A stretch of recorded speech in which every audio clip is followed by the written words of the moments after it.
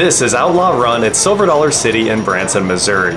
It was the first wooden roller coaster built by Rocky Mountain Construction, the first wooden roller coaster with multiple inversions, the 6th fastest wooden roller coaster in the world, and the 4th steepest. So let's climb in the front seat and take it for a rip.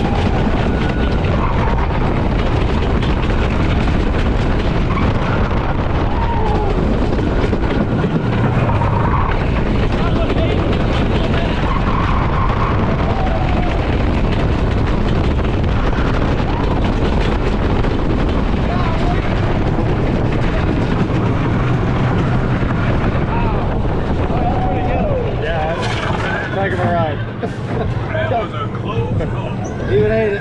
He would. I mean, the metal potion. Oh, look at that action.